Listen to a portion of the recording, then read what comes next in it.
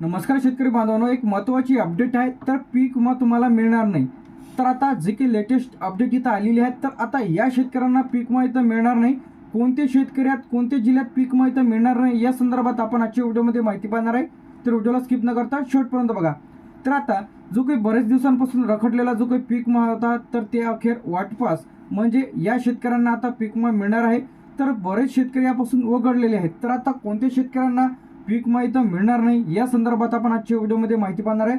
सर्वप्रथम आता जो काही पीक विमा आहे, जे काही शेतकरी बांधवांच्या खात्यामध्ये जमा होण्यास सुरुवात झालेली आहे. तर आता तुम्हाला पीक विमा मिळाला की नाही, लगेच तुम्ही तुमचं खातं तपासा. तर आता यामध्ये जे की ज्या शेतकऱ्यांनी ई पीक पाहणी केलेली आहे, अशा शेतकऱ्यांना पीक विमा इथं मिळणार आहे.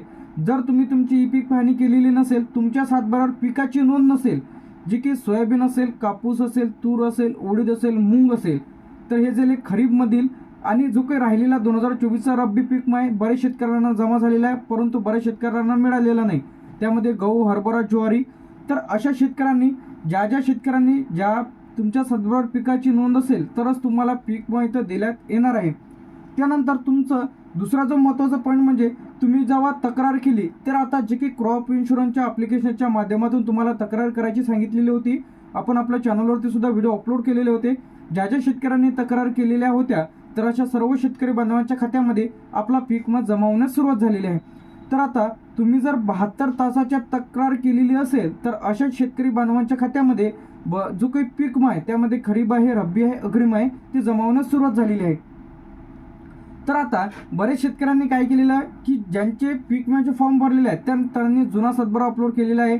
बरेच शेतकऱ्यांनी सातबाराच अपलोड केलेला नाही. तर अशा शेतकऱ्यांचे फॉर्म इथं वापस आलेले आहे. म्हणजे तुम्हाला CSC सेंटरवरती जा, किंवा तुम्ही स्वतः जर पीक विम्याचा फॉर्म भरलेला असेल, तर तुम्ही तुमची प्रोफाईल ओपन करून चेक करा की तुमचे डॉक्युमेंट्स पुन्हा वापस आले का.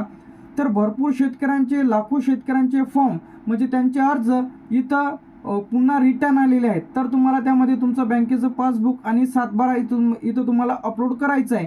तर बरेच मध्ये काय होते, बरेच शेतकऱ्यांचे सहमती पत्र सुद्धा अपलोड केलेले नाही.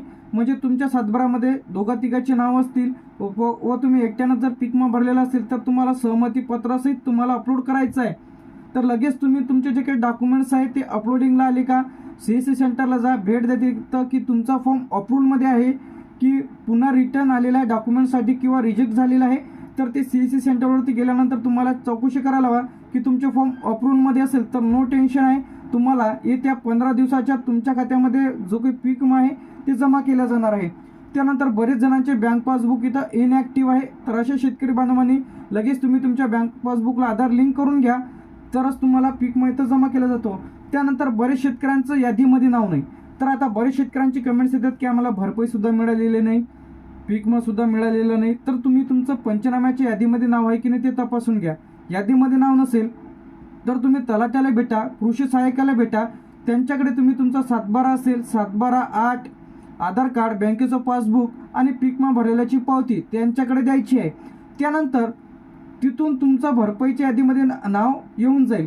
त्यानंतर आता तुम्हाला जो काही पीक विमा आहे, जे की तुम्ही भरलेला आहे, आता रब्बीचा 2025चा जो काही पीक विमा भरणे सुरू झाला होता, त्यानंतर आता बंद झालेला आहे. तर आता अशा शेतकऱ्यांनी 14 तारखेच्या आत तुम्हाला हे 3 काम करायचे आहे. म्हणजे सर्वप्रथम तुम्हाला तुमची ई पीक पाहणी करून घ्यायची आहे. तक्रार तुम्ही नंतर केली तरी चालेल. त्यानंतर पंचनाम्याच्या यादीमध्ये तुमचं नाव इथं टाकायचं आहे, जेणेकरून तुम्हाला रखडलेला भरपाई असेल, अतिवृष्टी असेल, पीक विमा असेल, ते तुम्हाला मिळेल. तर सर्व शेतकरी बांधवांनी लगेच आपण त्यावरती डिटेलमध्ये व्हिडिओ आपल्या चॅनलवरती आपण अपलोड केलेला आहे. त्याची लिंक आय बटनवर किंवा व्हिडिओच्या डिस्क्रिप्शनमध्ये मिळून जाईल. तर ते व्हिडिओ बघितलेला नसेल तर लगेच बघा. तर आता जो काही बरेच दिवसांपासून रखडलेला पीक विमा आहे, तर आता तुम्हाला 14447, तर आता हा जो हेल्पलाईन नंबर आहे, तर याशी तुम्ही तक्रार करायची आहे ज्यांना पीक विमा मिळालेला नाही. तर आता जो काही पीक विमा आहे ते या शेतकऱ्यांना मिळणार नाही. तर शेतकरी सर्व बांधवांनी लक्षात ठेवायचं की सरसकट पीक विमा कोणालाच मिळणार नाही आहे. ज्या शेतकऱ्यांनी ई पीक पाहणी केलेली आहे, म्हणजे ज्यांनी सातबारावर पेरे नोंदवलेली आहे, पिकाची नोंद केलेली आहे, तर अशा शेतकऱ्यांना पीक विमा देण्यात येणार आहे ज्यांचं यादीमध्ये नाव आहे. तर आता यादीमध्ये नाव आहे की नाही ते कशा पद्धतीने पाहायचं आहे, यावरती सुद्धा आपल्या फ्युचर इन्फॉर्मेशन टेक यूट्यूब चॅनलवरती व्हिडिओज तुम्हाला बघायला मिळतील. तर चॅनलला सबस्क्राईब करून ठेवा, सर्व प्रकारचे अपडेट्स आणि नवीन व्हिडिओज बघायला मिळतील. आता तुमच्या खात्यामध्ये पीक विमा जमा झाला की नाही कमेंट करून नक्की सांगा. बरेच शेतकऱ्यांना पीक विमा अधिकही मिळालेला नाही आहे. तर वाटप जे आहे ते सुरू झालेलं आहे. म्हणजे ज्या शेतकऱ्यांनी वेळेमध्ये ई पीक पाहणी केलेली आहे, 72 तासाच्या तुम्ही तुमची तक्रार केलेली आहे, ज्यांचं पंचनाम्याच्या यादीमध्ये नाव नव्हतं, तर मी मागच्या वेळेस सुद्धा व्हिडिओ अपलोड केलेला होता की पंचनाम्याच्या यादीमध्ये नाव नसेल तर यादीमध्ये नाव सोडून घ्या. तर आता जे की तुम्हाला जर ई पीक पाहणी करता येत नसेल तर तुम्ही कृषी सहाय्यकाच्या माध्यमातून, जे की सहाय्यक आहे ते जे की आपल्या गावासाठी नेमून दिलेले राहते, तर त्यांच्या माध्यमातून सुद्धा तुम्ही तुमची ई पीक पाहणी करून घेऊ शकता. ज्या शेतकऱ्यांना ई पीक पाहणी करता येत नाही तर ई पीक पाहणी तुम्ही जे की शेतामध्ये जाऊन सुद्धा करू शकता लाईव्ह.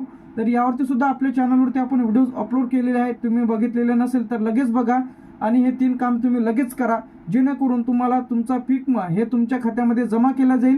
तर आता यामध्ये तुमच्या काही अडचणी असतील तर कमेंट करून नक्की सांगा. तर अशाच अपडेटसाठी आणि नवीन व्हिडिओसाठी चॅनलला सबस्क्राईब करून ठेवा. थँक्यू.